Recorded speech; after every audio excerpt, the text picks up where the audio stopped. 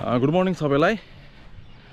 र म आज यहाँ ग्राउन्डको यहाँ आएको कारण चाहिँ के छ भने आउँदो 1 तारिक चाहिँ तपाईँको जलढाका रनर्सले एउटा मेगा रन सुरु गरेको छ र सबै जग्गाबाट कालिम्पोङ, दार्जिलिङ, सिक्किम सबै जग्गाबाट धावकहरू आउँदैछ र यीको धावकहरूलाई त थाहै छ कि रुट कस्तो छ के छ भनेर। र फर्स्ट टाइम जो आउनु हुँदैछ उहाँहरूको लागि चाहिँ यो रुट कहाँदेखि कहाँ जानेछ र रुट कस्तो छ भनेर चाहिँ म देखाउँदैछु। एन्जोय गर्नुहोस् है त।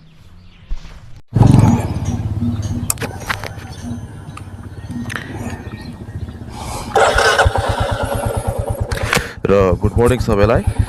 र तपाईहरुको 1 तारिकको म्याराथन चाहिँ यहाँबाट सुरु हुन्छ, हाम्रो काली मन्दिरको छेउबाट, फिल्डको त्यो छेउबडीबाट हो। तर यहाँ सुरुवातीमा अलिकति खडाकुडुक छ, बाटो चाहिँ अलिकति होसियार गरेर कुदिदिनुहोस् होला, हिँडिदिनुहोस् होला यहाँनेरि हो। त्यहाँदेखि तपाईको अलिकति अगाडि पुगेपछि 3टा बाटो देखिन्छ। दाहिनेपट्टि देब्रेपट्टि भएको बाटो देखिन्छ। तल्लोपट्टि चाहिँ तपाईको ग्रिन आइल्यान्ड जान्छ र माथिल्लोपट्टि चाहिँ तपाईको मार्केट जाने बाटो छ। र सिधा गयो भने चाहिँ हामी तपाईको यो एउटा अन्डर भ्याली क्यानल भएको ब्रिज भेटिन्छ र यो ब्रिजको मुनि चाहिँ टनल छ। टनलको मुनि चाहिँ पानी फ्लो गर्छ हो। त्यो पानी चाहिँ तपाईको स्टेज 1 बाट हाइडलबाट आएर चाहिँ स्टेज 2 हाइडलको लागि चाहिँ दिएको छ।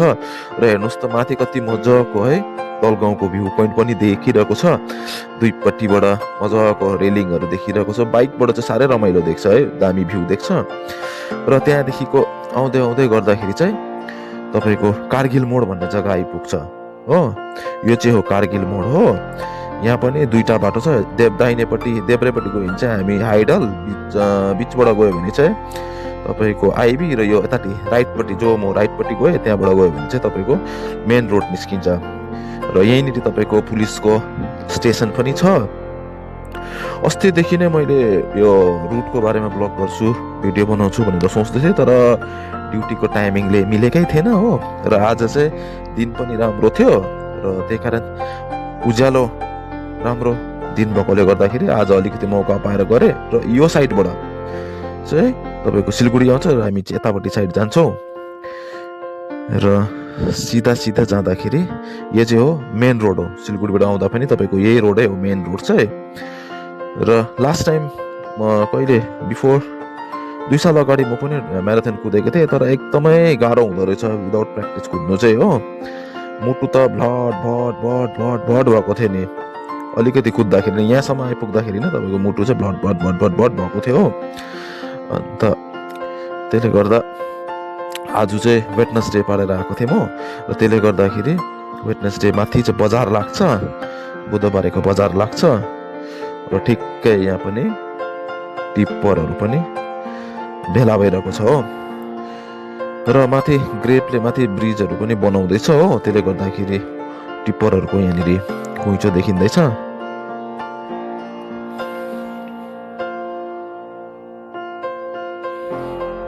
छिटो ढिलो भइसक्यो। जान्छ त आउ न हौ देब्रे काटेर। आउ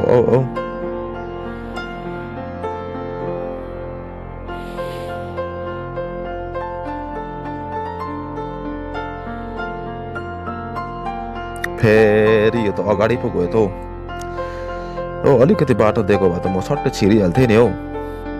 अगाडि यत्रोबाट हेर्नुहोस् त, अनुहारै नदेख्ने गरी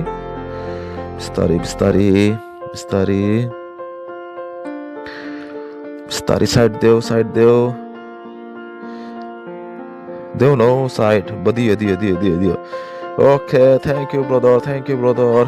ल यो मोड काटिने बित्तिकै चाहिँ बुधबारे हाट बजारको देब्रेपट्टि पस्नुपर्छ हामी। बजार चाहिँ हो दाहिनेपट्टि चाहिँ तपाईँको उयो छ, झलुङ बजार छ यतापट्टि हो। देब्रेपट्टि पस्यो भने चाहिँ त्यो रातो भ्यान के यतापट्टिबाट चेपबाट पस्यो भने चाहिँ हाट बजारभित्र लाग्छ। सब्जीहरू केहरू किन्न पाइन्छ।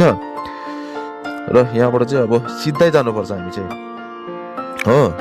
एक्चुअलमा भन्नुपर्दा चाहिँ तपाईँको 10 किलोमिटरको जुन चाहिँ रन छ त्यो चाहिँ तपाईँको फुल्ली 10 किलोमिटर छैन, आधी बाटो 5 किलोमिटरसम्म पुगेर चाहिँ हामी रिटर्न हुनुपर्छ फेरि हो।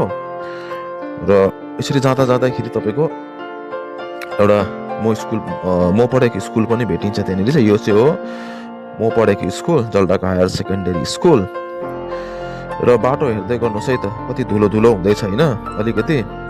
र त्यसले गर्दाखेरि मलाई चाहिँ लाग्छ कि मास्क पनि बोकेको जरुरी होला, किनभने त्यत्रोजना रनरहरू कुद्दाखेरि दौडिँदाखेरि चाहिँ धुलै धुलो हुन्छ होला, र मास्क चाहिँ उयो गरेरै बोकेकै राम्रो। र यो जग्गामा चाहिँ लास्ट टाइम यहाँनिर ठुलो ल्यान्डस्लाइड पनि भएको थियो हो, रोड पनि डम्मै पुरेको थियो।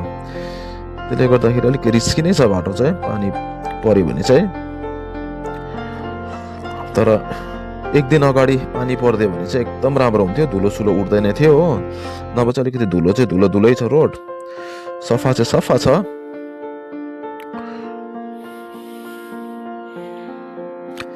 र बाइकमा जति सजिलो देख्दैछ नि त्यतिकै कुद्नु र हिँड्नुमा चाहिँ सकिँदैन, साह्रै पर्छ। र बाइकमा त कति मजाले सलङ लङ लङ लङ लङ लङ गइरहेको छ हो।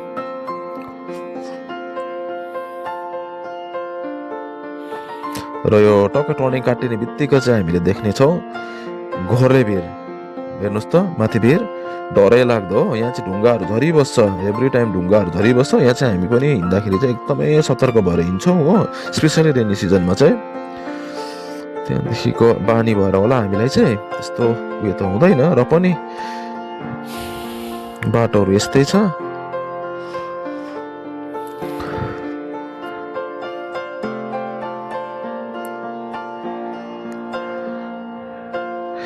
र भन्नुपर्दाखेरि चाहिँ हाम्रो जलढका रनर्सको दाजुहरूले चाहिँ जलढकालाई चाहिँ सारा संसारमा चिनाउने काम गरिरहेको छ, उहाँहरूलाई चाहिँ धेरै धेरै धन्यवाद।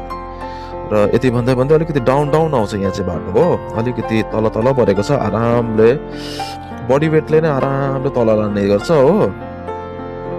त्यहाँदेखि टक्क रातेपानी गाउँ पनि एन्टर गऱ्यौँ हामीले हो। यो गाउँलाई चाहिँ भन्छ रातेपानी गाउँ। यहाँ चाहिँ पपुलेसन एकदमै धेरै कम्ती छ, यहाँनिर केराको खेतीहरू गरिन्छ।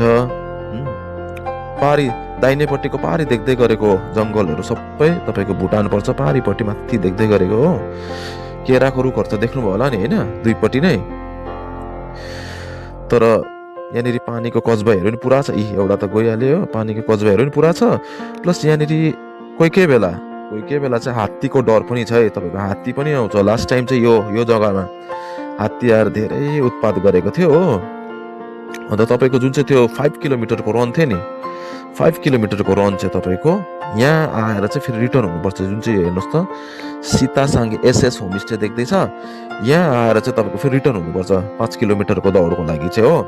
र यहाँनिर रातेपानीको समाजको तर्फबाट पनि हाइड्रेसनको लागि मतलब कि तपाईँको पानी जुसहरू लिएर पुरै मतलब समाज बसेको हुन्छ हो त्यो दिन। त्यहाँदेखि जसको पनि 10 किलोमिटरको छ उहाँहरू चाहिँ सिधै जानुपर्छ यता। मैले अघि भने नि तपाईँको पानीको कोचबाईहरू चाहिँ भेटिबस्छ भनेर, फेरि पनि अझै एउटा कोचबाई भेट्यो हो। त्यहाँदेखि फेरि यतापट्टि जानुपर्छ। तपाईँले दाहिनेपट्टि यसो नजर घुमाउँदै हेर्नुभयो भने तल खोल हुन्छ हो। र यसरी दाहिनेपट्टि हेर्नुभयो भने चाहिँ तपाईँको जलढका खोला मजाले बगेको देखिन्छ, त्यसको आवाज हामीले टक्कै कानमा पर्ने गरिकन आइन्छ हो। त्यस पछाडि सिधै जानुपर्छ, फेरि भेट्यो अरेटा कसबाई है त, जाउँ है त सिधै।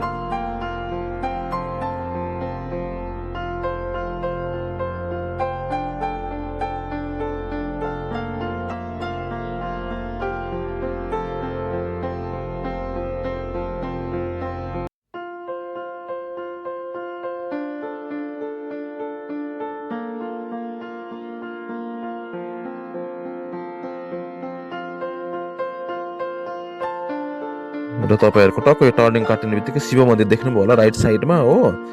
र हेर्नुहोस् त यो भ्यू कति मजाको होइन। तपाईँले मेरो भिडियोहरू हेर्नुहुन्छ भने चाहिँ यो भ्यू चाहिँ अलरेडी देख्नुभएको हो।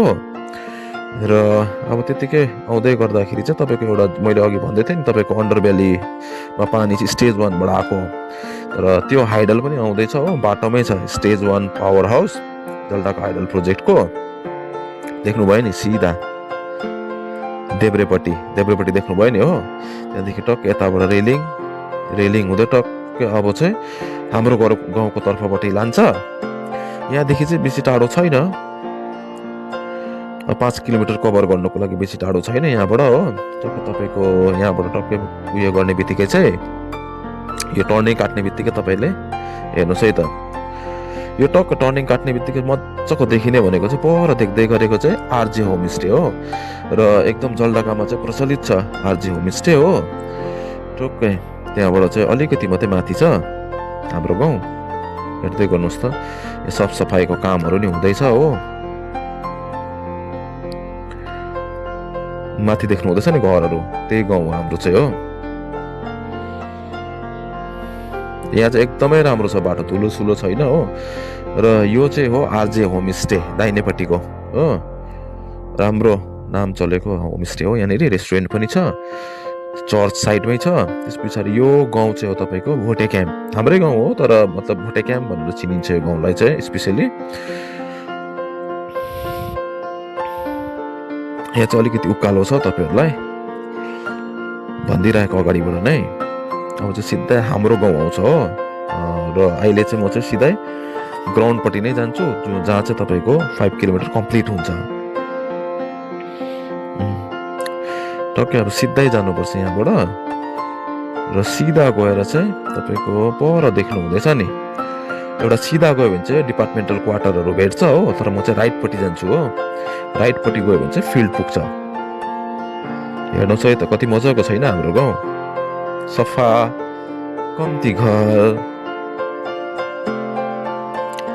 यहाँ आइपुग्दाखेरि चाहिँ तपाईँहरूलाई अलिकति आराम भएको जस्तो हुन्छ, रिल्याक्स फिल हुन्छ, किनभने हाफ म्याराथन तपाईँहरूले दौडिसकेको हुनुहुन्छ हो। र भन्नुपर्दाखेरि यो पोइन्टमा यो हाम्रो यो चाहिँ हो तपाईँको 2 नम्बरको ग्राउन्ड हो। र यो 2 नम्बरको ग्राउन्डमा चाहिँ तपाईँहरूलाई स्वागत गर्नको लागि हाम्रो जनकल्याण समाजका सबै सदस्यहरू उपस्थित भएको हुन्छौँ त्यो दिन। र तपाईँहरूलाई यहाँनिर पानी जुसहरू पनि प्रोभाइड गर्नेछौँ।